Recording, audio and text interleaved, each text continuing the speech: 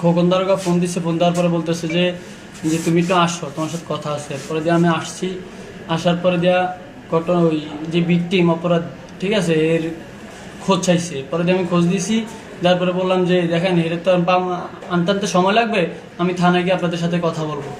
পরে দিয়া ওনারা বলছে আচ্ছা ঠিক আছে। বলার পরে দিয়া উনি আমার কাছ থেকে অনেকভাবে আমার পেশায় গোছা ধরছে। ধরার পরে দিয়া বিভিন্নভাবে আমার এমনভাবে পেশা ধরছে যে আমার এখান থেকে যাইতে দেয় না, যে এখন নাকি আমার সাথে থানা নিয়ে যাইতে হবে, থানা যাইতে হবে।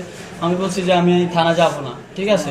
পরে দিয়ে আমার জোর জবরদস্তি করে নিয়ে গেছে, তাকে আমি গেছি থানা যাওয়ার পরে দিয়া এরা অনেকজনে মিললে আমার মারধর করছে থানায়। প্রথমে 3:30 4টার দিকে যখন একটু আজান দিবে এমন সময় এরা আসছে। আসার পরে বলতেছে যে এই রুমের থেকে তুমি উঠো, এই রুমে এক মহিলা থাকে, ঠিক আছে। এরপরে দিয়ে আমার উঠাই আমার কালো পট্টি দিয়া আমার চোখটা বাঁধছে, বাঁধা এরপরে আলু নিচ্ছে, আলু নিয়ে মুখের মধ্যে আলু ঢুকাইছে, আলু দিয়ে আমার জোরে ঘুষা দিয়ে আলু রে একবার ভালো মতো মুখে ঢুকেছে, ঢুকে আমার ইচ্ছা মতো রোল দিয়ে বাড়িয়া, ঠিক আছে, আমার হাতে হ্যান্ডকাপ লাগায়, আমার হাতের পিছনে হ্যান্ডকাপ লাগায়, ঠিক আছে, আমার ইচ্ছা মতো মারছে।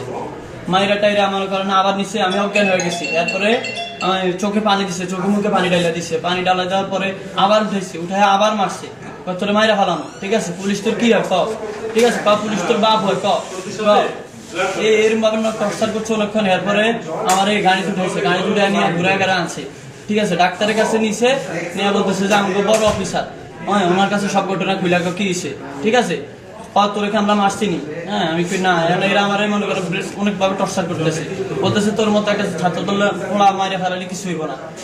এরপরে আবার আনছে, আবার আইনে আবার মারছে, মাইরে টাইরে করতেছে যে তোরা আবার মারবো, ঠিক আছে।